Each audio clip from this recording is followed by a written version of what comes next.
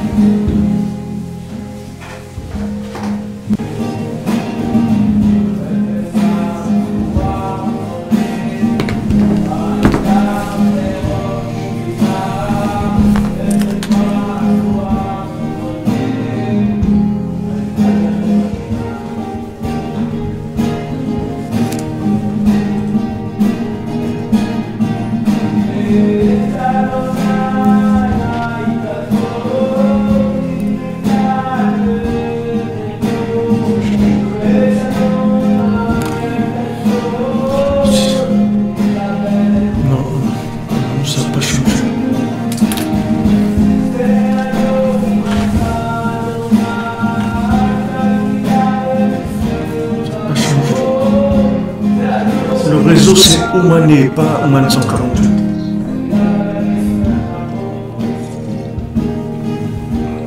Ça marche pas.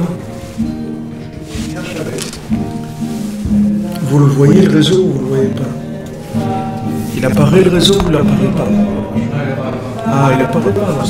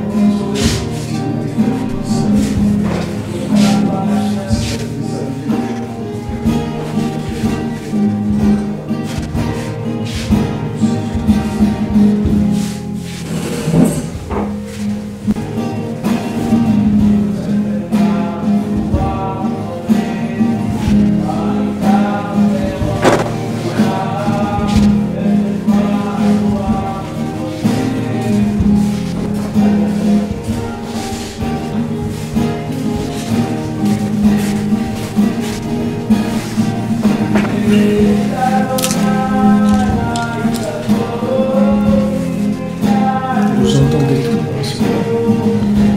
vous entendez.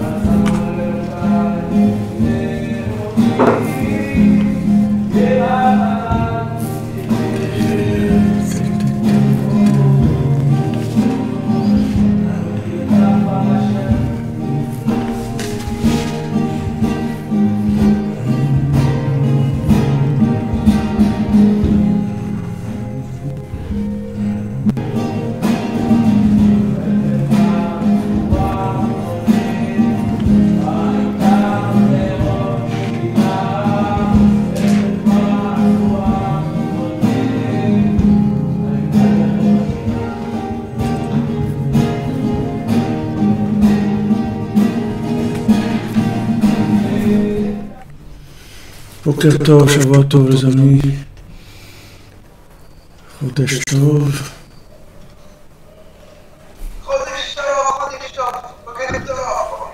David, Chazak. Alors, Bezrat Hashem, un bon mois de Nissan, de Géoula.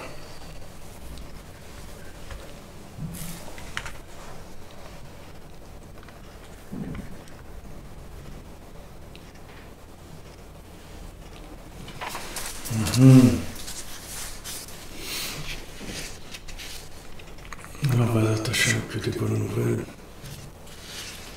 On avance. On fait le shiur la fois Shlema de Rav Besançon, Israël Ben Fortuné, David Ben Mesoda Cohen, Raya Esther Batraï Damim.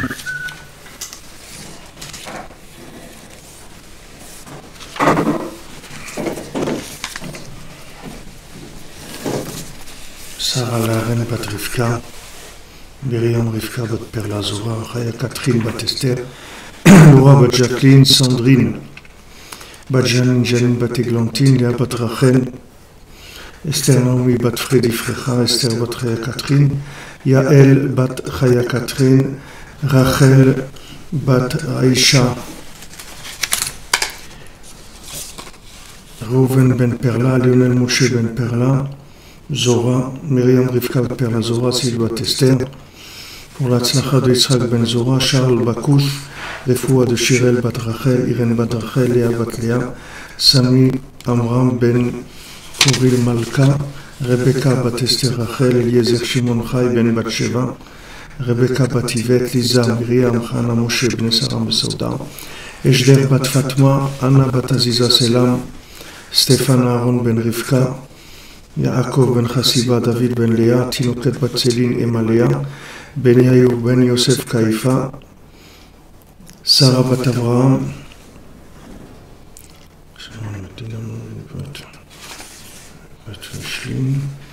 et pour les Lou Nishmat de Myriam Mireille, Bat Louise Aziza, Yehuda Ben Sarah, Abu Daram, Joa Rivet Bat Pelarat, Sion Ben Gozala, Marie Myriam Bat Simcha Mordechai, Céline Emalea et Yitzhak Loski.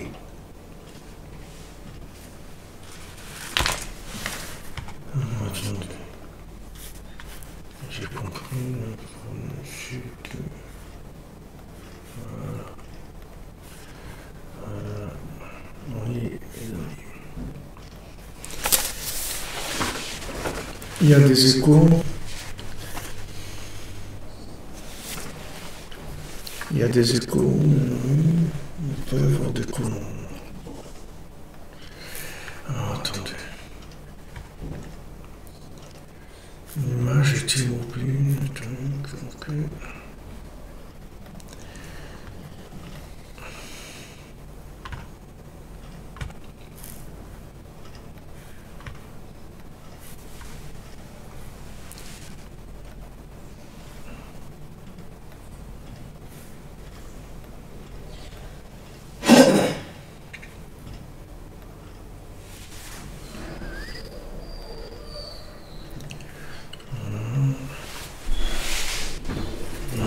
J'espère que ça va mieux.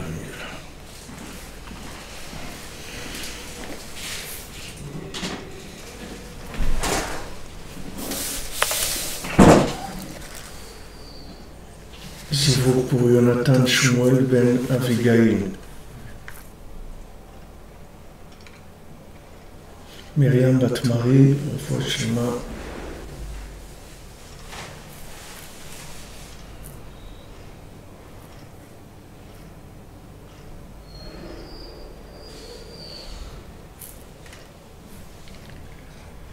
Voilà, j'espère que ça va aller. Alors, on est à notre Torah 54. Vous avez là le texte, si vous voulez. Donc, on a la brochure qui est disponible pour l'étude de la Torah, qui va durer une bonne année, peut-être 1 an et demi. Donc, ceux qui veulent recevoir la brochure, vous avez qu'à demander, envoyer un mail ou demander On vous l'enverra, Bezat Hashem.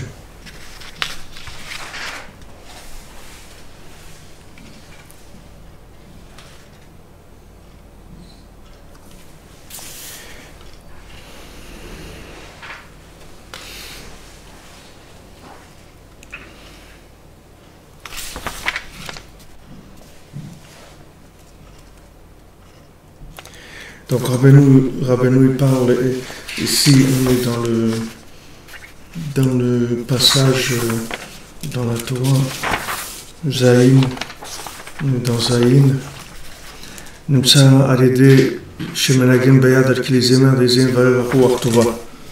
ועל כן אין יכולים לקבל רוח נבואה, רוח הקודש, כי על ידי שמחה שברת מנגן ביד, כמו שכתוב, והיה כנגן המנגן, ותהיה עליו יד השם, וניגן בידו וטוב לך. Donc, pour recevoir la prophétie, c'est-à-dire le souffle divin, ça n'est possible que par la joie. C'est la joie qui va nous donner l'accès à ce souffle divin. Comme c'est écrit que le musicien il va jouer avec sa main il va faire le tri dans les notes de musique et donc il va capter dans les notes de musique ce qui va pouvoir connecter le cœur à la réalité, à la réalité, c'est-à-dire de la réalité, c'est-à-dire l'œil qui voit Hachem. Il y a un œil, il y a l'œil le mauvais œil de Esav, comme les 400 hommes qui sont venus rencontrer Yaakov, les 400 hommes de Esav, ces valeurs numériques de Ra'aïn, le mauvais œil, c'est-à-dire Esav, il vient donner le mauvais œil, c'est-à-dire qu'il oriente la vue vers la consommation, vers ce monde-là, vers des choses qui n'ont en fait aucune valeur du tout. Il y a beaucoup d'échos, vous dites. Non. Qu'est-ce qui se passe? De l'écho.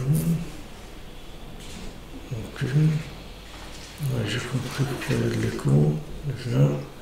Là, ça devrait être mieux, là.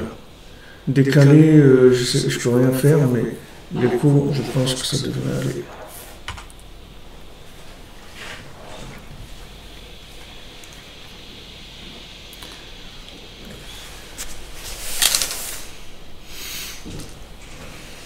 Ok, donc maintenant il y a une vision de la vie qui est une vision de vérité, et cette vision de vérité, elle a pas de limite dans son raffinement.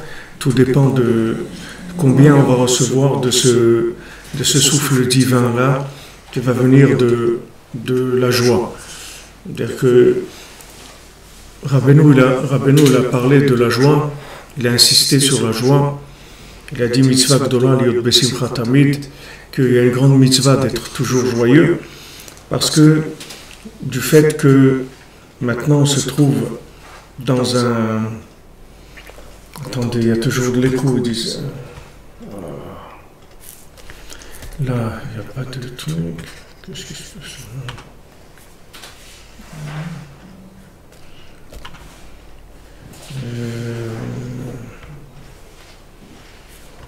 On va faire une tentative de... Là, j'en ai un.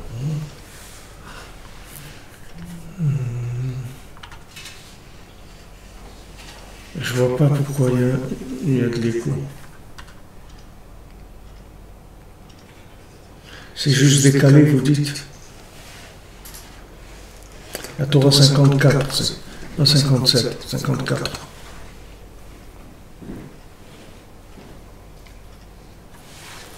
Ok. Donc maintenant, la joie c'est un fondement, c'est-à-dire dans... Pourquoi aujourd'hui, pourquoi Rabbi Nachman il a tellement insisté sur la joie? Ben, tous les tzadikim, tous les tzadikim, ils ont parlé de la joie. La Torah, elle nous dit même que tout ce qui nous arrive comme malheur dans notre vie, c'est parce que on n'a pas servi Hachem dans la joie. Donc c'est quelque chose de fondamental. Et si on n'est pas joyeux, en fait, il n'y a pas de présence divine. Mais maintenant, pourquoi à notre niveau aujourd'hui, pourquoi c'est beaucoup plus important que ça l'a jamais été? Pourquoi aujourd'hui il y a une insistance sur la joie beaucoup plus qu'avant? C'est que, en fait, dans la 50e porte où on se trouve aujourd'hui, on se trouve dans la 50e porte de la Touma, de l'impureté, ou dans la 50e porte de la pureté. Donc il y a où on est là, et dans la 50e porte, il n'y a pas de possibilité de gérer les éléments. C'est-à-dire que on n'est pas en mode de gestion, on est en mode connexion, et en fait, le seul libre arbitre qu'on a, c'est la connexion, c'est tout. On n'a pas d'autre libre arbitre. On n'a pas de libre arbitre. Le libre arbitre qu'on a, c'est à quoi on se connecte. Mais dès qu'on se connecte, ça se met à tourner. C'est-à-dire, on ne peut pas maîtriser les éléments.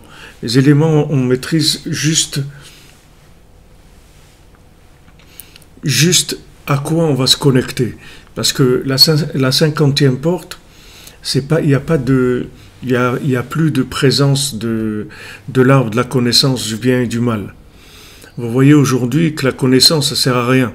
Il y a des gens qui savent beaucoup de choses, et le comportement qu'ils ont, ils n'ont rien à voir avec ce qu'ils savent. C'est-à-dire, ils n'arrivent pas à influencer leur vie avec leur connaissance. Alors des fois, ils disent, bon, peut-être on n'a pas assez approfondi la connaissance, alors ils vont chercher à connaître plus. Mais tant que c'est une approche de connaissance intellectuelle, ça ne va pas du tout influencer. Parce que aujourd'hui, les 49 portes, qui sont les midot, elles ne marchent plus. Elles ne marchent plus parce que dans la 50e porte, ces éléments-là, ils n'existent plus. Maintenant, la venue de Rabbeinu, Bichlal, dans le monde, c'est justement pour réparer la 50e porte, puisque, comme on l'a dit, Rabbeinu, c'est le mot Achnoun, Nachman, c'est le mot Achnoun, c'est-à-dire c'est le cerveau de la 50e porte. Pardon.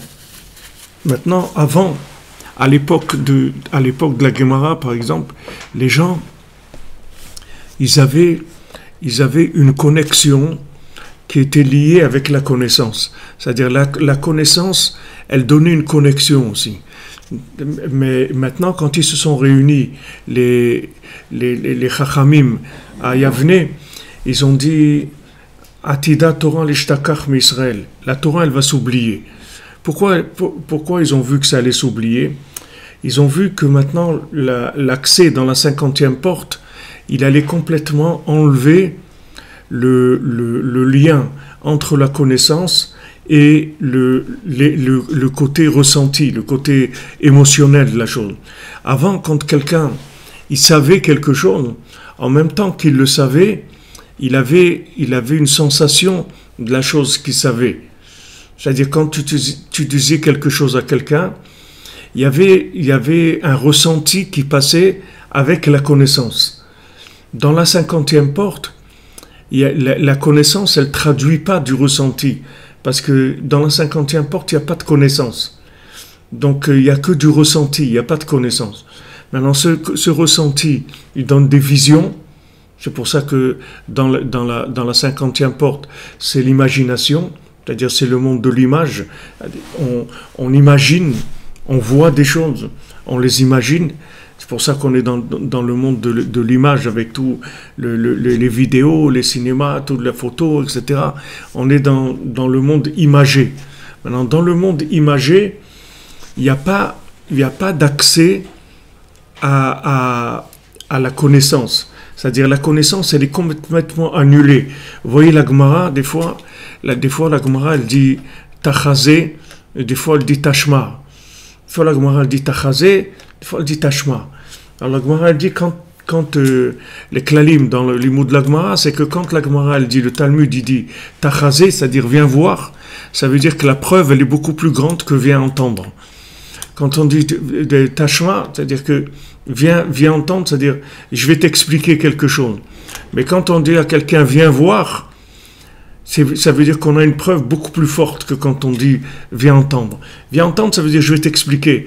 Mais viens voir, ça veut dire je vais te démontrer. Je vais te démontrer, je vais te montrer la chose qui est vraie. Donc dans la 50e porte, l'accès au ressenti de la vérité, il ne peut pas se faire par le cerveau. Le cerveau, il fonctionne pas dans la 50e porte. Il fonctionne pas du tout parce que c'est pas un système de construction logique. C'est un système de connexion.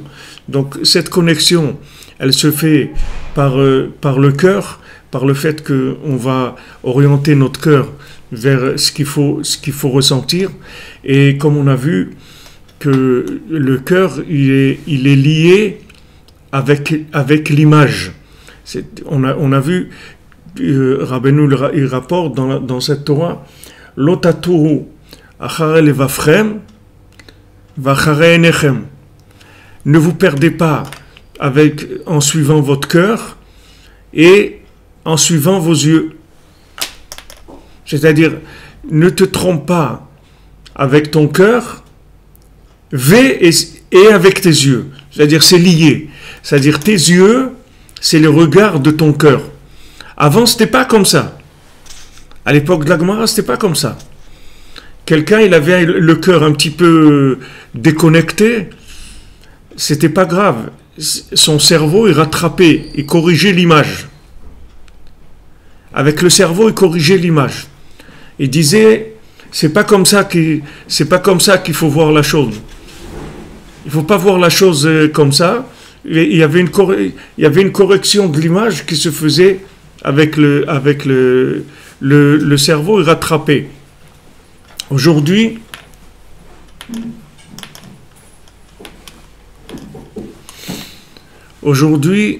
le cerveau, il rattrape rien. C'est-à-dire que le cerveau, il n'est pas adapté au niveau déjà de vitesse de la 50e porte. Il suit plus. Il n'arrive plus à suivre. C'est comme si tu as un moteur, alors il a fonctionné dans certaines conditions, et il y a des conditions, il ne fonctionne plus. Aujourd'hui, le cerveau, dans la 50e porte, il est inutile. C'est pas qu'il est moins bien qu'avant, c'est qu'il est inutile. C'est-à-dire, il ne peut pas résoudre les problèmes de la 50e porte parce qu'il n'y a pas de principe de raisonnement, il n'y a pas de principe de logique. Le cerveau, il va servir uniquement, comme il devait servir à l'époque de Adam Arishon, à juste gérer les choses qui ont été décidées par le cœur. Donc, Rabbeinu rapporte ici, c'est quelque chose d'extrêmement important de savoir ça, c'est que tu vois ce que tu as dans ton cœur, en fait. En fait, tu vois rien tu vois rien, c'est-à-dire tu peux avoir des idées. Tu peux avoir des idées intellectuelles, des idées intelligentes, extraordinaires, mais tu vas rien voir de ça. Toi, tu vas voir là où il est ton cœur, c'est tout. C'est ça que tu vas voir. Donc, tout ce qui va aller du domaine, dans le domaine du cœur, ça va être quelque chose auquel il va falloir faire très, très attention. C'est pour ça qu'il y a beaucoup de crises cardiaques aussi, il y a beaucoup de stress, parce que le cœur, il est énormément sollicité. C'est lui qui va décider de tout. Donc, il travaille énormément. Alors, les gens, ils sont à la recherche de beaucoup de sensations, d'émotions. Les gens, ils cherchent l'amitié, ils cherchent l'affection, ils cherchent l'amour, ils cherchent des choses comme ça, parce que ils sentent qu'il n'y a que ça qui va leur donner la vie. Il n'y a que ça qui va leur donner la vie. Donc, Rabbeinu, il nous apprend dans cette Torah qu'un des éléments qui détruit le plus le cœur, c'est le Lachon Hara. C'est-à-dire quand on dit du mal, alors ça détruit le cœur, ça tue le cœur, mamash, que le Lachon Hara tue le cœur. Et si vous regardez dans le Zohar de la paracha de cette semaine, vous verrez que le Zohar, il parle de ça, il parle de très fort sur ça.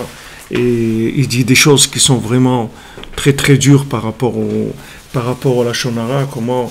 Comment celui qui fait du Lachon Hara, il se trouve dans une situation de malédiction et de choses très très graves. Des choses très graves. Maintenant, le Chafetz Chaim, lui, quand il est venu, il a été inspiré pour écrire sur ça et pour essayer d'influencer au maximum pour que les gens ils fassent attention au Lachon Hara, parce que le Béhémet, le Lachon Hara, il tue le cœur, et une fois que le cœur est mort, alors les yeux, ils voient complètement différemment les choses. Une fois que quelqu'un il a reçu du Lachon Hara dans son cœur, alors ses yeux, ils ne peuvent pas s'empêcher de voir ce qu'il y a dans son cœur. Donc il faut faire très très attention, parce que mamash, ça s'appelle, que Rabbeinu dit, mitatalev, c'est-à-dire ça tue le cœur. La personne ensuite, elle voit des éléments qui sont faux, mais c'est ça qu'elle voit en tout cas. C'est faux, mais c'est l'image de son cœur. C'est-à-dire il n'a pas le choix. C'est-à-dire que ses yeux, en fait, c'est un écran de la projection du cœur, c'est tout. Il n'y a plus de possibilité que l'intelligence, elle rattrape le cœur. C'est impossible. Dans la 50e porte, l'intelligence ne rattrape pas le cœur. Tu peux faire de la morale à quelqu'un pendant des centaines d'heures, ça ne changera rien du tout. Parce qu'il ne comprend rien à ce que tu racontes. Même s'il comprend ce que tu es en train de lui dire. Mais il ne peut pas démarrer. C'est-à-dire la seule chose qui va le faire démarrer, c'est si son cœur, il mange les paroles dans l'émotionnel. Sinon, comme on dit dans le truc de la publicité, ils disent une image, ça vaut 1000 discours.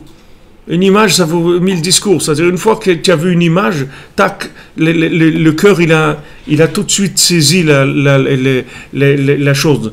Tandis qu'expliquer, tu peux expliquer, ça ne va pas donner grand-chose. C'est pour ça qu'aujourd'hui, tous les livres qui sont des livres de morale, c'est pas ça que les gens y cherchent. Ça les intéresse pas, la morale. La morale, ça les intéresse pas. Tu peux leur dire de la morale sur beaucoup de choses, ça les intéresse pas, parce que la morale, ça leur donne pas la vision des choses de manière à pouvoir trouver comment ils vont se brancher avec ces choses-là. On a besoin de se brancher pour pouvoir les vivre. Aujourd'hui, on n'a pas le choix. Si on ne vit pas les choses, ça n'a aucun intérêt pour nous. On a besoin de vivre les choses. Donc le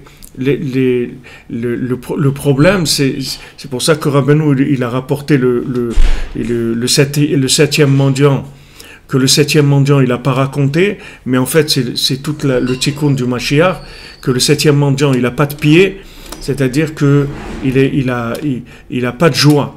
Il n'a pas de joie, il ne danse pas. Et s'il ne danse pas, il ne va rien faire du tout. Parce que s'il ne danse pas, il va rien comprendre de ce qui se passe. Parce que s'il ne danse pas, il est pas joyeux. Donc il va rien voir comme vérité. S'il n'y a pas de joie, tu ne peux pas voir la vérité. La vérité, elle ne peut pas venir dans la tristesse. Impossible. Il n'y a pas de possibilité. Si maintenant, on était avant, dans les 49 portes, on peut raisonner et arriver à adhérer à une vérité par le raisonnement. Aujourd'hui, tu ne peux pas adhérer à une vérité par le raisonnement. C'est impossible. Parce que c'est hors circuit, hors concours. Ça ne marche pas, c'est tout. C'est pas parce que c'est pas bien, c'est que ça ne marche pas. C'est très bien. Le cerveau, il est très bien, il n'a aucun problème. Mais il ne marche plus. C'est comme si tu dis à 5000 mètres d'altitude et il y a plus d'oxygène. 5000 mètres d'altitude, il y a plus d'oxygène. Voilà, c'est tout, il te faut une bouteille d'oxygène. Là-bas, il n'y a plus. Dans la 50e porte, il n'y a plus de rapport avec le raisonnement logique. C'est fini. Donc, c'est inutile de perdre du temps à essayer d'expliquer des choses. Il faut faire passer un flux. C'est ça le principal. C'est-à-dire que maintenant, quand tu vas parler avec quelqu'un, en fait, ce qu'il va entendre, la première chose d'abord, c'est est-ce que tu l'aimes ou tu l'aimes pas? Parce que si tu l'aimes pas, tu peux raconter tous les discours que tu veux, il n'y a rien qui passe. Parce qu'en fait, le discours, il est juste c'est comme un instrument de musique, c'est tout. C'est un instrument, le discours, mais c'est pas la musique. C'est pas parce que tu as un instrument qu'il y a de la musique. Tu peux avoir un instrument et c'est de la cacophonie totale. C'est-à-dire c'est pas l'instrument lui-même. Il peut faire la musique si quelqu'un il sait jouer de la musique. Mais si quelqu'un il sait pas faire jouer de la musique, il sait pas jouer de l'instrument, il n'y a pas de musique qui va passer. Donc maintenant, quand tu vas vouloir expliquer quelque chose à quelqu'un, on va utiliser l'intelligence, mais c'est une intelligence véhiculaire. C'est pas une intelligence qui va construire. C'est une intelligence véhiculaire de vision. Ces visions-là, elles vont venir avec le flux qui va passer. Donc, qu'est-ce qu'il faisait le prophète? En fait, le prophète, il rentrait dans un état de joie. Cette joie-là, elle lui donnait de la connexion. Et quand il y avait de la connexion, donc il commençait à prophétiser, commençait à dire ce qu'il voyait du message d'Hachem. Donc aujourd'hui, pourquoi Rabbeinu parle de ça aujourd'hui? C'est-à-dire, est-ce que maintenant il veut nous apprendre à devenir des prophètes? Comment on fait pour devenir des prophètes? Mais c'est le fait qu'on vit dans la 50e porte, on est déjà dans la prophétie. C'est-à-dire la 50e porte, c'est un monde de prophétie déjà, en lui-même. C'est-à-dire un monde de prophétie, c'est-à-dire on a la capacité de pouvoir se connecter à des choses extraordinaires, même si on est dans un état de destruction, de midot total. C'est-à-dire que même si nos midot elles sont cassées, si notre comportement il est n'importe comment qu'il soit, il y a une possibilité de se connecter. Donc il y a une vision, tu peux voir la vérité de façon extraordinaire, même si au niveau du comportement, tu n'es pas du tout au niveau. Ça n'a pas d'importance. Ça n'a pas d'importance. C'est-à-dire que après tes midot, tu vas les corriger, tu vas les arranger. C'est pas avec ça que tu vas arriver à... Et d'un autre côté, tu peux avoir des très bonnes midot et tu peux être à côté de la vérité complètement. Alors qu'avant, les gens qui avaient des bonnes midot, ils étaient automatiquement dans la vérité. Automatiquement. Aujourd'hui, tu peux avoir des gens qui ont des très bonnes midot et ils sont complètement tarés, c'est-à-dire dans les idées qu'ils ont, etc. Ils sont complètement à côté. Et pourtant, c'est des gens très bien. C'est des gens honnêtes, sérieux, serviables. Ils sont très très bien. Ils sont patients, ils sont tout ce que tu veux. Ils sont très très bien dans le comportement, mais la vision est pas bonne. La vision des choses, elle n'est pas bonne du tout. Parce que aujourd'hui, ce qui va fonctionner, c'est uniquement comment tu vas te brancher. Et le principe de la connexion, c'est la musique. C'est la musique. C'est-à-dire, aujourd'hui, le discours que tu vas dire, en fait, c'est de la musique. C'est pas les mots. Les mots, ce sont comme des notes de musique qui vont former un chant. Et la personne, elle va entendre le chant des mots, mais pas l'intelligence des mots. L'intelligence des mots ne l'intéresse pas du tout. Elle ne l'intéresse pas parce que ça ne peut pas résoudre son problème. C'est pas ça qui va lui donner envie de vivre, c'est pas ça qui va lui montrer la vérité. Ce qui va lui montrer la vérité, c'est le chant qui va passer à travers ces mots. Donc Rabbeinu nous avertit, il dit, regarde, le 7e mendiant, il n'a pas de jambes. C'est-à-dire son problème, c'est qu'il n'est pas joyeux. Alors, Ravram Ben Nachman, il dit que le début du conte des 7 mendiants, excusez-moi, je suis enrhumé, alors... Le début des 7 mendiants, Rabbeinu, il raconte que, voilà, il y a un roi qui a donné la royauté à son fils de son vivant. D'accord ? Il a donné la royauté à son fils de son vivant, et il lui dit, regarde, moi je vois dans les astres que tu vas perdre la royauté. Alors quand tu vas perdre la royauté, sois joyeux. Sois joyeux, parce que si quand tu perds la royauté, t'es pas joyeux, alors ça veut dire que t'es pas un roi. T'es pas un vrai roi. C'est-à-dire un vrai roi, c'est un roi qui perd la royauté et reste joyeux. Maintenant, qu'est-ce qui fait passer qui fait passer comme message le roi à son fils? C'est-à-dire qu'il lui dit, regarde, tu vas perdre la royauté, mais reste toujours joyeux, parce que si tu n'es pas joyeux, ça veut dire que tu n'es pas un vrai roi. Parce qu'un vrai roi, il est capable de perdre la royauté et rester joyeux. Mais en fait, réellement, il n'est plus roi. Il a perdu la royauté.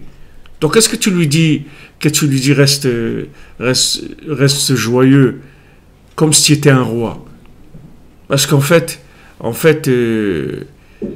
tu es toujours un roi. Il dit, mais je ne suis pas un roi. Tu me dis toi-même que je vais perdre la royauté. Donc, je ne suis plus roi. J'ai perdu la royauté. Donc, si j'ai perdu la royauté, comment tu veux que j'ai la joie d'un roi? J'ai perdu la royauté. Tu viens de me dire toi-même que j'ai perdu la royauté. En fait, il lui dit non. Il dit, en fait, tu vas croire, d'après les 49 portes, tu vas croire que tu as perdu la royauté. Mais tu n'as pas perdu la royauté du tout. Tu as la royauté dans la logique. Mais dans la 50e porte, tu es resté un roi. Au contraire, tu es plus roi que tu as jamais été. Seulement, là-bas, ça ne fonctionne pas de la même manière. Donc, quand tu vas aller, c'est pour ça qu'il dit, je vois dans les astres. C'est-à-dire que d'après le système astral, d'après la logique, tu as perdu la royauté. Mais d'après la connexion de la 50e porte, tu vas être plus roi que jamais. Donc aujourd'hui, Rabbeinu il nous dit, regarde, fais de beau des doutes, parle avec Dieu, tu vas tout obtenir avec ça. Et les gens ils continuent à essayer de résoudre les problèmes avec leur tête, à réfléchir, à dire comment je vais faire, voilà, comment je vais faire pour me marier, comment je vais faire Shalom Bayit, la Parnassa, les enfants, les trucs, etc. Comment je vais faire, essayer de réfléchir pour trouver des solutions. Il faut savoir qu'aujourd'hui, il n'y a pas de solutions qui vont venir de la réflexion. Les solutions d'aujourd'hui, ce sont des solutions qui marchent par connexion. C'est tout. C'est pas par réflexion.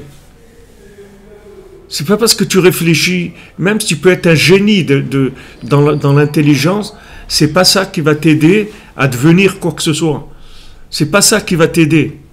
Du tout. C'est pas le chemin. Donc Rabbeinu te dit, regarde, au lieu de perdre ton temps à essayer de réfléchir pour résoudre tes problèmes, tu vas rien résoudre du tout. Demande à Hachem. Demande à Hachem, parce que tu te trouves dans la 50e porte. Tu ne te trouves plus dans les 49 portes. Donc les Chachamim, ils ont vu que la Torah, elle allait s'oublier. Pourquoi elle allait s'oublier? Parce que tu auras beau expliquer à quelqu'un, pendant 2 heures, tu vas lui expliquer quelque chose. Comme on racontait une blague qu'il y a un monsieur qui buvait beaucoup d'alcool, il était toujours saoul.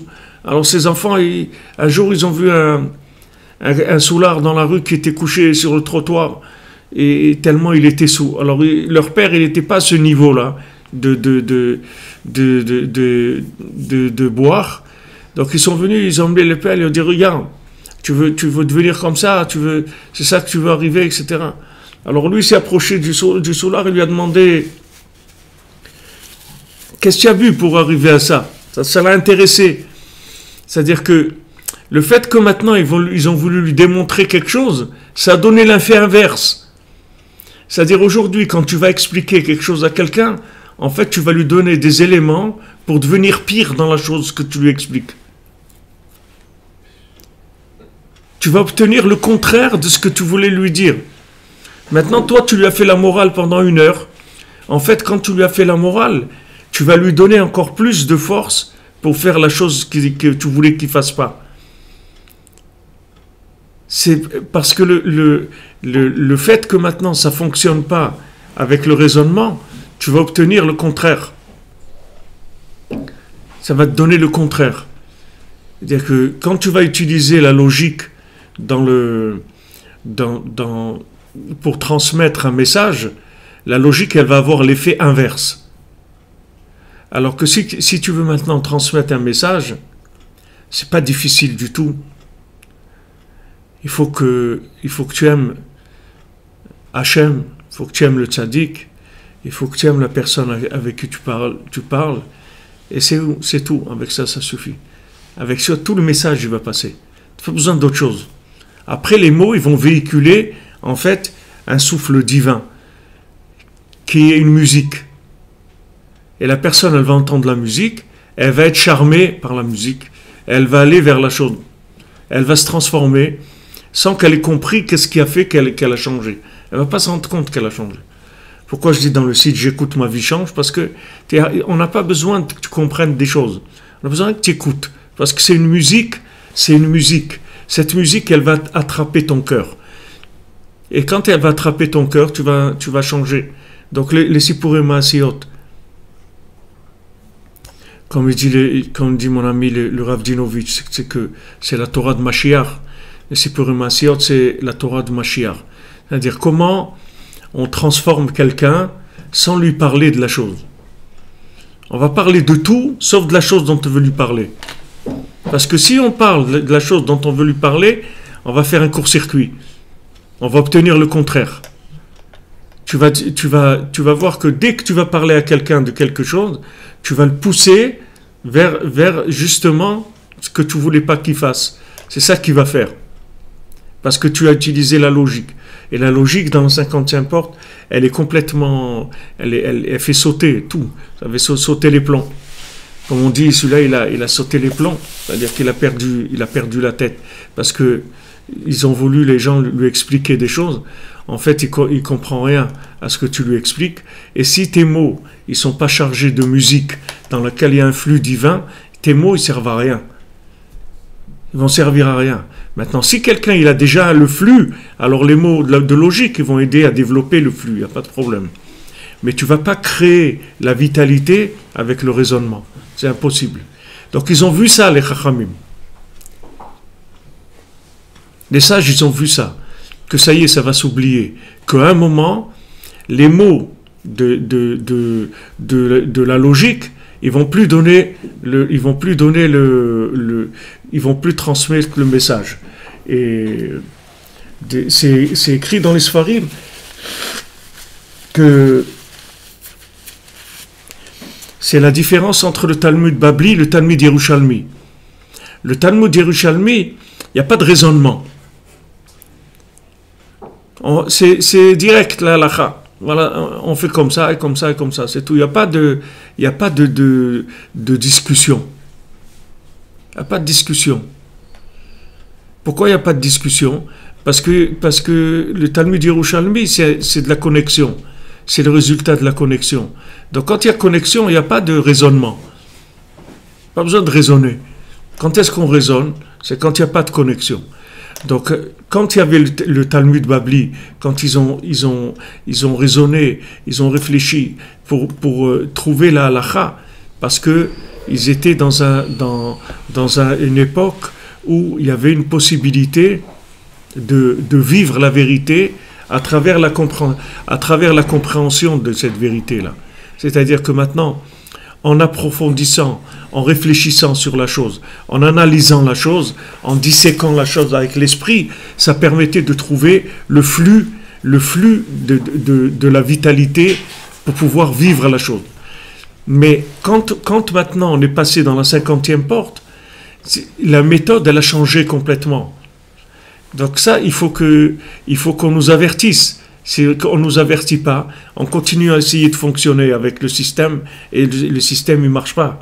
Donc eux, ils ont vu ça, les Chachamim. Donc ils ont dit, la Torah, elle va s'oublier, c'est tout. La Torah, elle va s'oublier.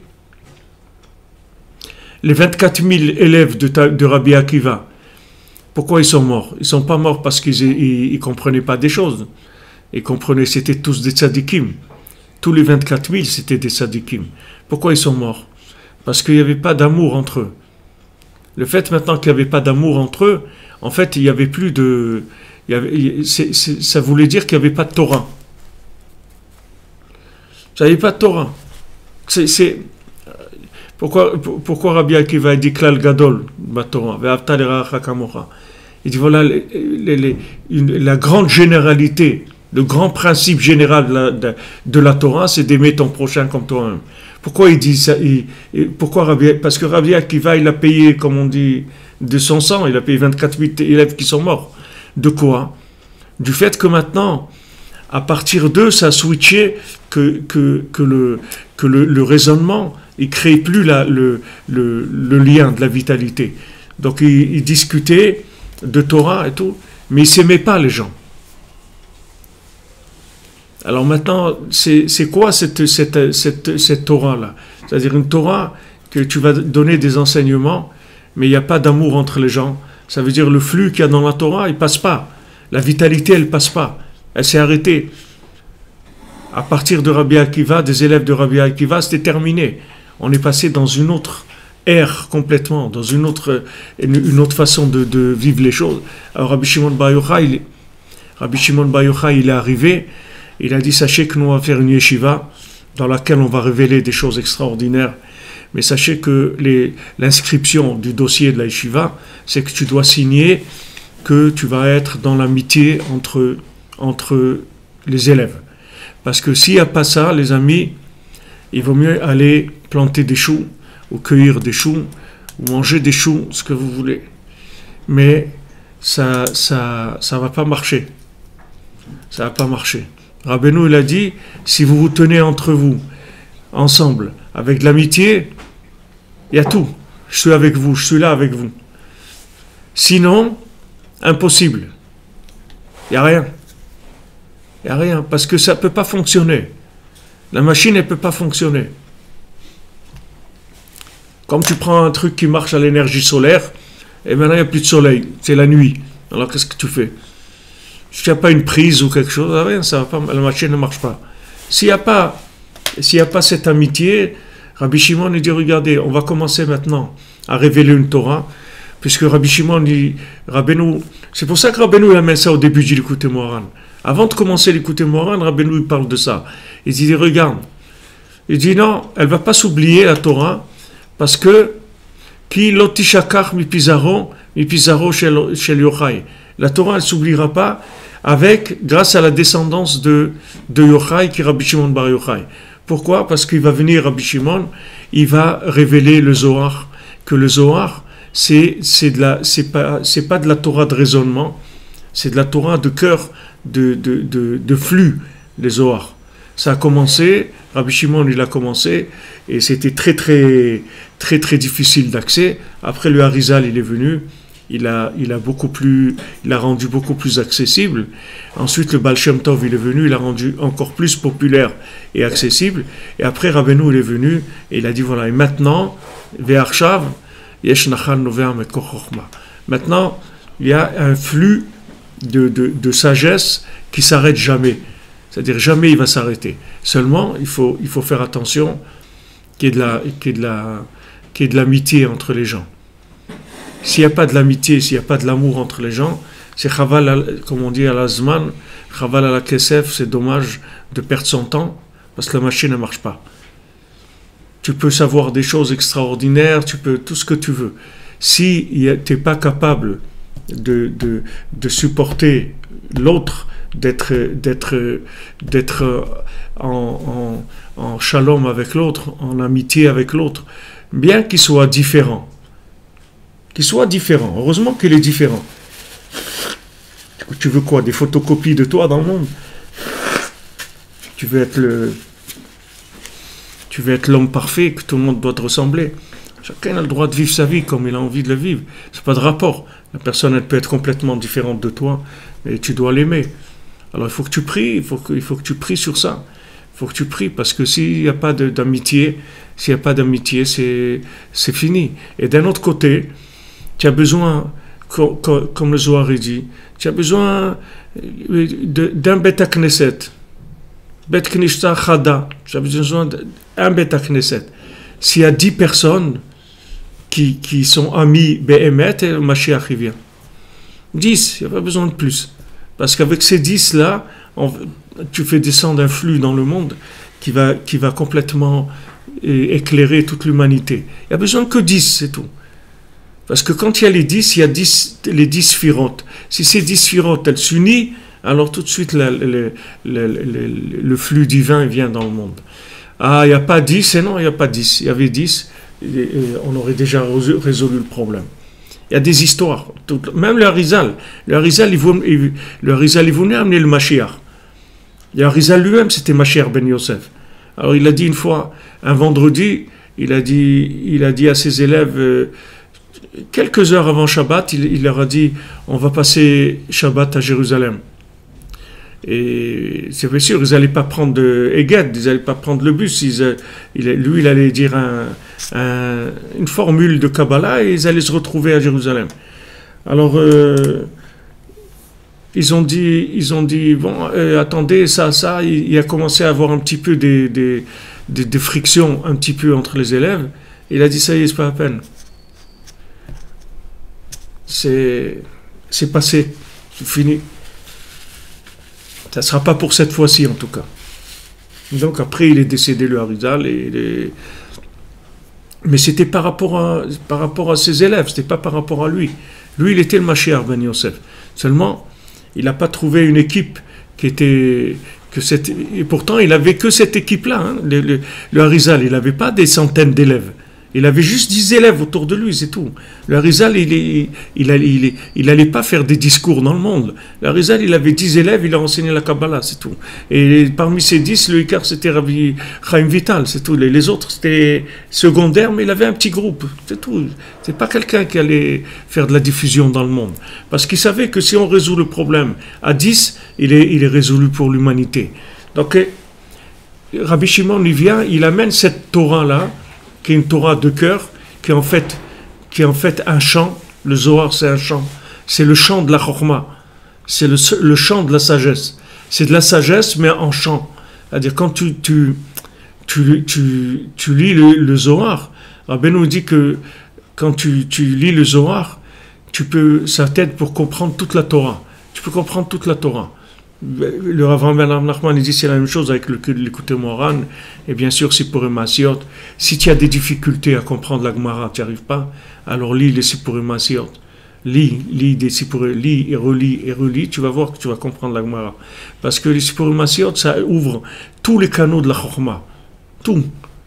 Parce que c'est la Chokhmah du cœur. La Chokhmah du cœur, elle ouvre toute la Chokhmah du cerveau. C'est rien la Chokhmah du cerveau après, quand tu as la Chokhmah du cœur. Très facile, la chokhmah du cerveau. Tu rentres dans un texte, n'importe lequel, tu vas comprendre. Parce que dès que tu as la connexion avec le flux qu'il y a dans le texte, tout de suite, après, tu comprends le raisonnement du texte. Ce n'est pas un problème du tout. Donc, Rabbi Shimon, il vient, il avertit, il dit, regardez, maintenant, s'il y a de l'amitié, ça va rouler, tout va aller. Alors, qu'est-ce qu'il faisait, Rabbi Shimon? Qu'est-ce qu'il écrit dans le Zohar? Patach ve'amar. Rabbi Shimon, qu'est-ce qu'il faisait? Rabbi Shimon, le Zohar, c'est pas de la réflexion. Il n'y a pas de réflexion dans le Zohar. C'est pour ça que tu vois beaucoup d'histoires dans le Zohar, des petits-enfants, avec des trucs qui sont pas... C'est pas des trucs qui sont dans la norme du monde. Tu vois, il rencontre un petit enfant de 8 ou 9 ans, et il lui dit, ça va, ouais, alors viens, on va parler de la Chokhmah, et le petit commence à leur dire des secrets au Tanaïm, des secrets de la Torah, ils disent, mais c'est quoi cet enfant-là? Et comme ça, il y a beaucoup d'enfants dans le Zohar qui disent de la Torah plus élevée que les Tanaïm. Les Tanaïm, ils apprennent de eux la Torah, de ces enfants, parce que tout le Zohar, c'est pas basé sur la réflexion, c'est basé sur de la connexion. Donc quand Rabbi Shimon, c'est écrit Patach ve'amar, il ouvrait et ça parlait dans sa bouche. C'est pas lui qui parlait. Il parlait pas avec son cerveau. Il parlait, c'est comme un haut-parleur. C'est-à-dire que juste il se branche sur la source de l'infini et dans sa bouche ça va parler. Mais ça, c'est possible que si les gens, il y a de l'amitié entre eux. Donc, cette amitié-là, il faut la préserver à tout prix, et il faut la développer si elle n'existe pas, et l'instaurer si elle n'existe pas, et la préserver à tout prix. C'est pas la peine de faire quoi que ce soit si on n'a pas d'abord mesuré les risques de dispute qu'il peut y avoir. Parce que s'il y a des risques de dispute, c'est pas la peine, on va tout perdre. Si les gens ils se disputent, on perd tout. Parce que la seule chose qui fait qu'on est vivant, c'est qu'on est liés tous. C'est-à-dire, si on n'est pas lié, la machine, elle ne marche plus. Et ce n'est pas un qui a plus que l'autre. Non, tout le monde. Rabbi Nachman l'a dit. Tous, vous êtes au même niveau. Par rapport à moi, il dit Rabbi Nachman, vous êtes tous au même niveau. Le plus grand qu'il y a parmi vous, il est au même niveau que le dernier des derniers. Il n'y a aucune différence. Pour Rabbi Nachman, quelqu'un qui vient et qui fume des joints et qui essaie de faire tchouva et tout, il est au même niveau que le plus grand Rav qui avait... C'est la même chose pour lui. C'est-à-dire que Rabbi Nachman, ce qu'il a amené, c'est tellement élevé qu'il n'y a aucune personne qui peut dire « Moi, je suis un peu plus que celui-là » ou « J'ai compris plus que l'autre ». Tu n'as rien compris du tout. Par rapport à Rabbi Nachman, tu n'as rien compris du tout. Seulement, si tu te tiens avec les autres dans l'amitié, la shrina, elle vient tout de suite. C'est-à-dire, tu vas avoir un flux qui vient. Donc aujourd'hui, le shalom, c'est pas quelque chose de bien. C'est pas indispensable. C'est que s'il n'y a pas ça, on va crever. On peut pas vivre. On peut pas vivre. On est obligé d'être béchalom. On n'a pas le choix. Donc il faut prier sur ça en priorité. Il faut prier ça, Messirut Nefesh, Mamash, demander à Hachem, je t'en supplie, aide-moi à ce que jamais je vois de travers. Jamais, je ne veux pas avoir le ra'in, le mauvais œil, qu'après je commence à voir celui-là tordu, l'autre tordu, Il y a des gens, ils m'ont dit, mais Ravi frère, comment ça se fait qu'on ne fait pas des synagogues Breslev? Plus de synagogues Breslev. Parce que les gens, ils ne peuvent pas supporter. S'ils font une synagogue entre eux et commencent à se disputer, s'ils sont perdus, noyés dans une autre communauté, alors chacun il est là, il prie, il fait ce qu'il a à faire. Mais si maintenant ils font une synagogue Breslev, c'est sûr que synagogue Breslev, on veut les chants Breslev, on veut tout. Alors ça va commencer, les gens ils vont commencer à avoir des réactions qui risquent de créer des conflits. Et s'il y a des conflits, on a tout perdu. On a tout perdu. Quand il y a un an ou deux, on avait comme projet de faire un minyan à Tel Aviv, chez le Rav Besançon, là-bas, dans le Saïchiva. Et j'avais pensé venir faire le cours que je fais à midi, alors le faire à Tel Aviv, et être le matin là-bas, faire la tfila là-bas, ou bien faire un cours avant la tfila, ou après la tfila. Mais il m'a fait comprendre, quand je parlais avec le Rav Besançon, il m'a dit un minyan Breslev, à Tel Aviv. Il m'a dit, qu'est-ce que tu vas amener le Mashiach comme ça tout de suite et tout. C'est très très difficile. C'est-à-dire, ça va être très très difficile de réaliser une chose comme ça. Il m'a fait comprendre, c'est des choses qui sont... C'est de très haut niveau, c'est des choses de très très haut niveau. C'est-à-dire le résultat que ça peut amener, il est énorme. Donc le Yetzirah, il attaque que les gens ils se disputent. Alors que quand il y a un peu de distance, les gens ils arrivent à gérer. Mais quand ils sont trop proches, alors ils se disputent. Alors, ils sont obligés de rester avec un peu de distance, il n'y a pas le choix. Parce que ce qu'il faut préserver le plus, c'est la connexion entre les individus. Sinon, il n'y a rien. Rabbi Shimon, il leur dit, il n'y a rien. Mais s'il y a de l'amitié entre les gens, le Zohar, il coule. C'est-à-dire que le tzaddik, il parle dans la bouche des élèves, il vient, il révèle des choses sans arrêt. Il y a pas de... C'est Nachal Nover Mekochorma.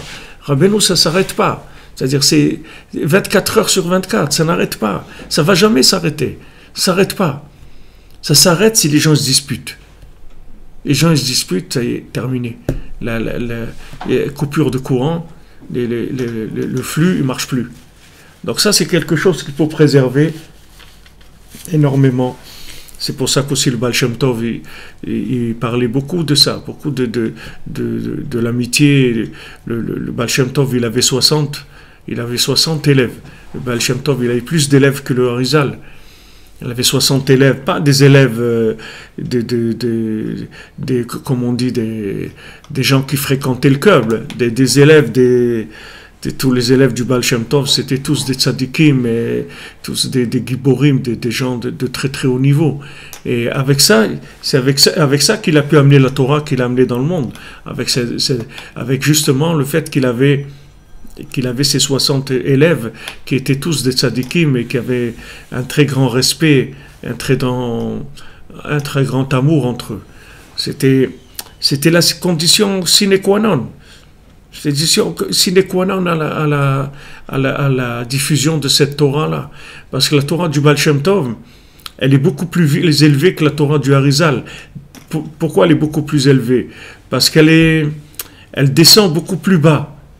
Donc elle est beaucoup plus élevée, c'est-à-dire elle peut descendre beaucoup plus bas. C'est-à-dire le Baal Shem Tov, il est arrivé à rendre la Torah du Harizal, il est arrivé à la rendre populaire. C'est-à-dire que tous les gens, ils ont commencé à accrocher à la chassidoute et à rentrer dans le mouvement de la chassidoute. La chassidoute, c'est de la Kabbalah populaire, c'est-à-dire ça descend vers le monde. Après, Rabbeinu, il est venu, il a amené autre chose complètement, c'est-à-dire la Torah pour les fous, la Torah il a amené dans tous les niveaux les plus bas qui existent. Les plus bas qui existent.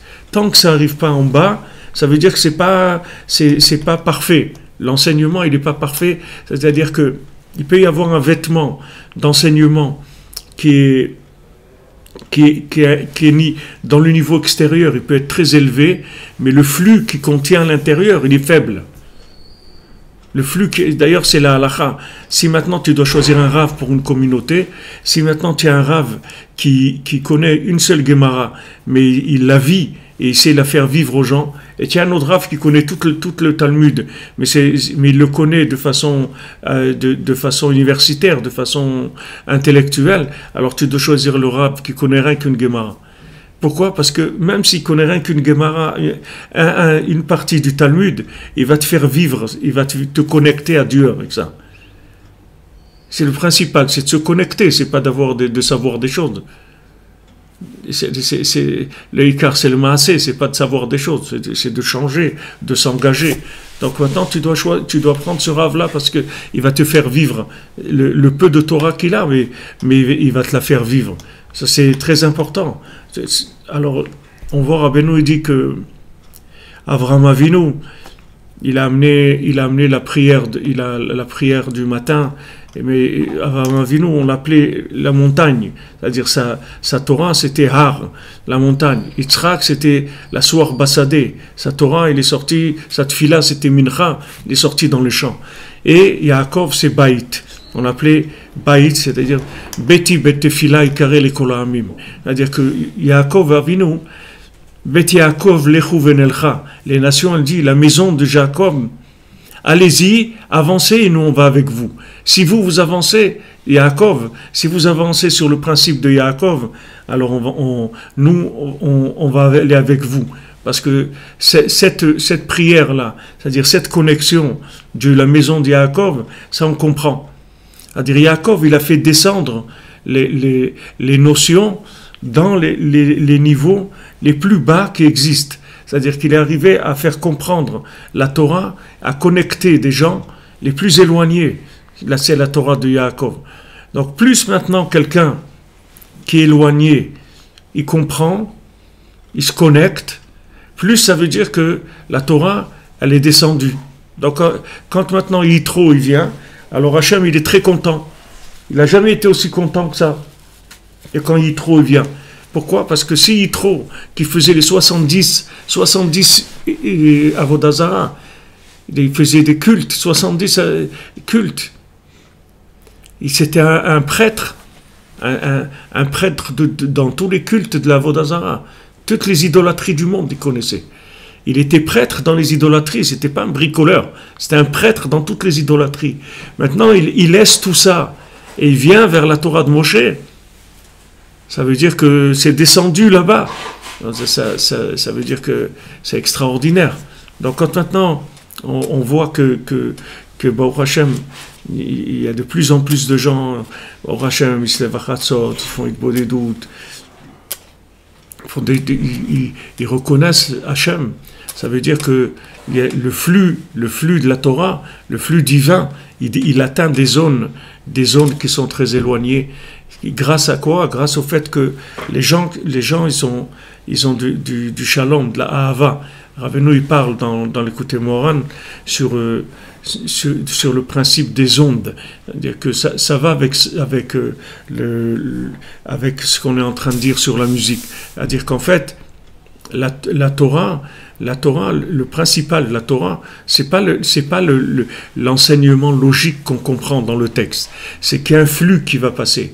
Maintenant, Rabbeinu dit s'il y a de l'amitié, de l'amour entre les gens, alors ces ondes-là, elles circulent dans le monde. Elles circulent. Elles vont et réveiller des gens. Mais si maintenant les gens ils se disputent, les ondes elles s'arrêtent. Les ondes elles s'arrêtent. Elles peuvent plus aller plus loin.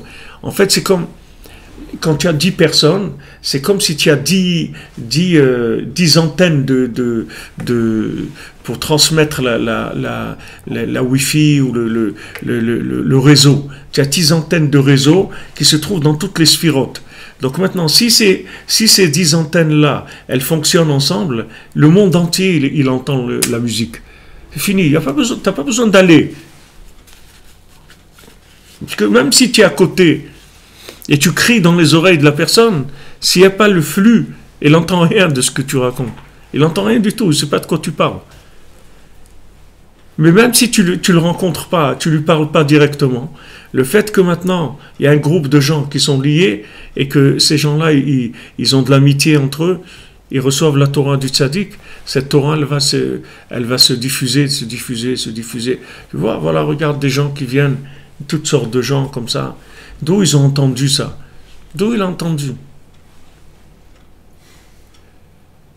D'où il a entendu? C'est arrivé là-bas. Une fois, il y avait quelqu'un, il y a une trentaine d'années, quelqu'un il est venu à Aix-les-Bains.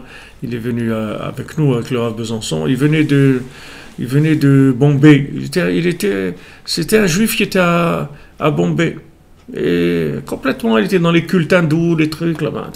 Alors, il a vu un livre où il y avait écrit dedans Yitzhak Besançon, Aix-les-Bains et tout.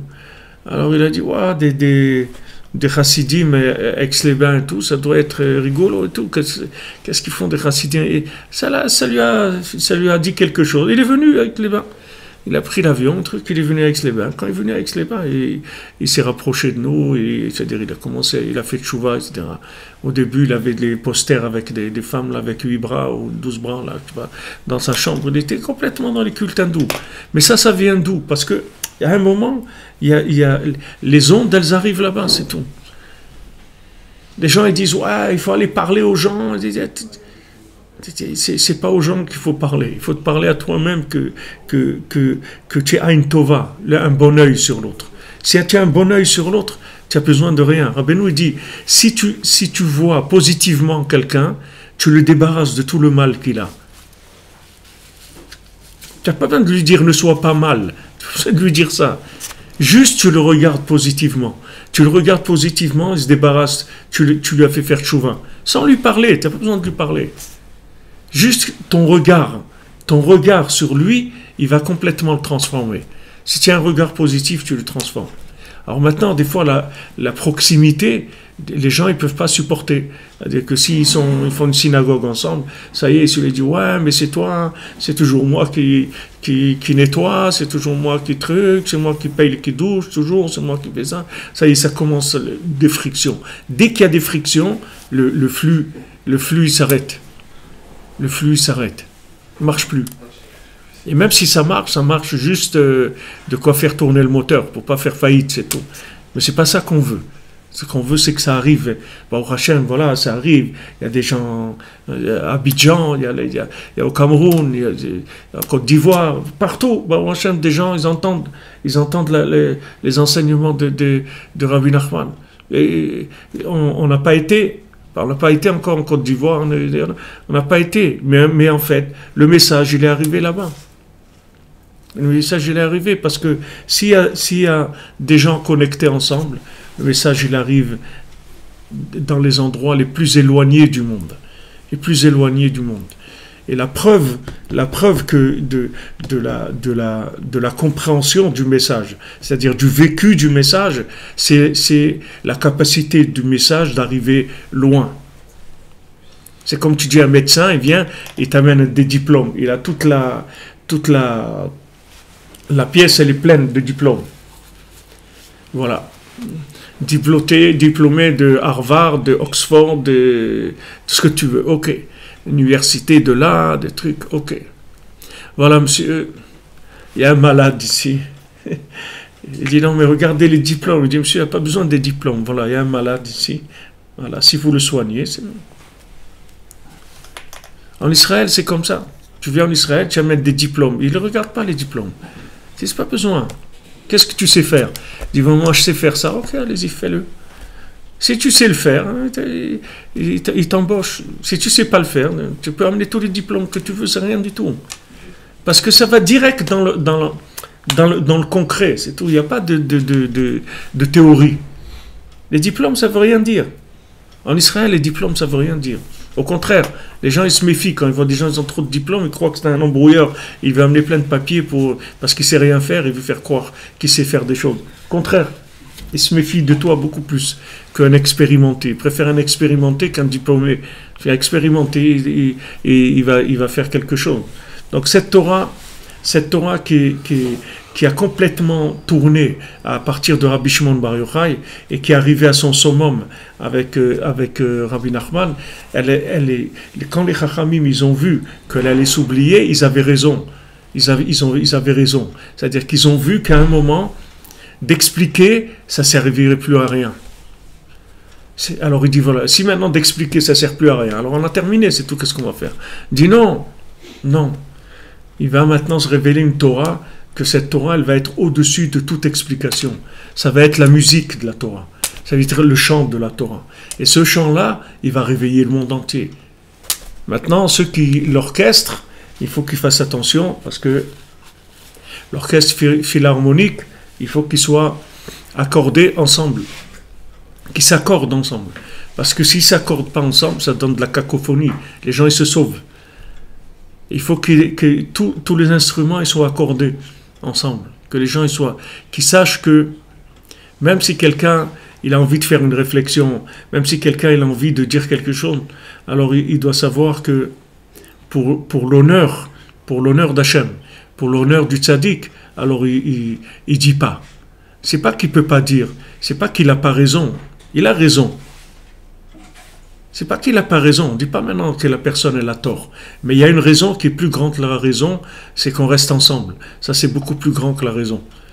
Parce qu'il y a des gens, ils ont raison, et avec la raison, ils ont détruit le monde. Et ils avaient raison. Non, c'est pas la raison qui nous intéresse. Hachem il jette le émet pour le shalom. Hachem il jette la vérité, il veut du shalom. Parce qu'il sait que la vérité qui vient du shalom, comme il explique Rabbi Nathan, elle est beaucoup plus grande que la vérité qui vient du raisonnement, de la vérité. C'est pas que tu dis pas parce que tu n'as pas à dire, ou tu veux pas dire quelque chose, ou tu as peur. Non, tu dis pas parce que tu veux préserver le flux dans ton intérêt à toi, dans l'intérêt des gens, dans l'intérêt de toute l'humanité. Voilà, bon Hachem, regardez, des gens, on est connectés ici, tous ces gens qui sont connectés, c'est que des gens qui sont là parce qu'ils ont envie d'être là, ça leur fait plaisir d'être là, c'est tout. Il n'y a personne qui les oblige à quoi que ce soit. S'ils ont envie d'aller jouer à la pétanque, ils vont aller jouer à la pétanque. S'ils ont envie de jouer au baby-foot, ils vont faire ce qu'ils ont envie de faire. S'ils sont là, c'est parce qu'ils ont envie d'être là. C'est tout. Ça, c'est ce qu'il y a de plus fort comme Torah. Il n'y a pas plus fort que ça. C'est pour ça que la Torah qui vient après de ça, elle est très très forte. Parce que c'est des gens qui sont là que parce qu'ils ont envie d'être là. C'est tout. C'est la seule chose. Alors, quand le roi il avertit son fils qu'il allait perdre la royauté, il dit d'après la logique, tu vas perdre la royauté. Mais d'après la musique, tu ne vas pas perdre la royauté du tout. D'après la 50e porte, tu vas être plus roi que jamais. Mais comme dans la 50e porte, il n'y a pas d'habit de roi, donc tu vas avoir l'impression que tu n'es pas un roi. Mais tu es un roi. Tu es un roi. Au contraire, tu es plus roi que jamais. Vous voyez, maintenant on enseigne, on est là ensemble en train d'étudier. Maintenant les gens qui sont branchés ici, on n'est pas dans une yeshiva, on n'est pas dans un endroit physique où on est tous ensemble. Mais malgré ça, on est tous ensemble. Toutes ces âmes-là, on est ensemble. Et c'est ça qui donne la force à la Torah de venir.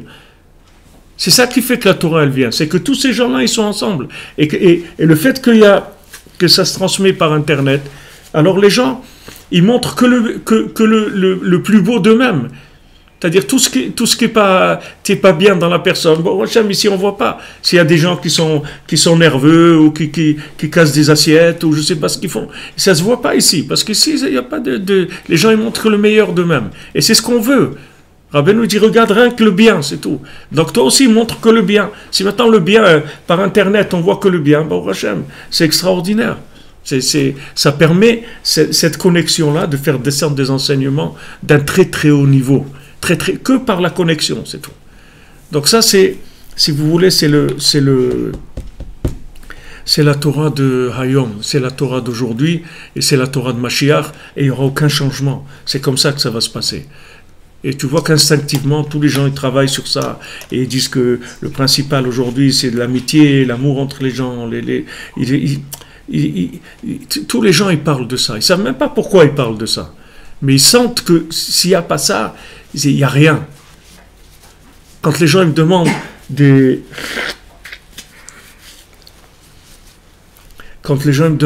où qu'ils veulent mettre les enfants dans une école, alors je dis toujours, regardez que les enseignants, ils aiment les enfants. C'est tout. Ne regardez pas le niveau de l'école. Le niveau de l'école, il n'a aucune importance. Regarde si les enseignants, ils aiment leur métier, c'est-à-dire qu'ils ont enseigné la Torah, et ils aiment les enfants. Parce que s'ils n'aiment pas les enfants, ou s'ils n'aiment pas la Torah, c'est pas la peine. C'est pas la peine, ça ne sert à rien. Ça sert à rien. Il y avait un Breslever qui était enseignant ici en Ukraine, il enseignait la Torah. Alors, tous ces élèves, ils sont sortis tous très très bien. Tous, ils étaient très bien. Et d'autres, ils ont eu beaucoup de problèmes avec leurs élèves. Alors, une fois, il lui a demandé, mais comment tu fais? C'est-à-dire, il dit, tous les soirs, il se lève à Chatzot, et il a la liste de ses élèves, les noms de tous ses élèves, et il prie pour eux tous les soirs à Chatzot. Il prie pour eux et qu'il ait les bons mots dans l'enseignement, que l'enseignement il passe, qu'ils écoutent, etc. Voilà, tous les jours comme ça. Alors après, quand ils venaient, le terrain il était prêt déjà, parce que tout était connecté déjà. Celui qui se lève à Chatzot, il est dans la centrale de la connexion de tous les univers. Il rentre dans la centrale de la connexion. Là-bas, ça connecte tout ce qu'il peut y avoir dans le monde. Tous les spécialistes de la connexion, ils ont vécu dans ces moments-là de façon très intense.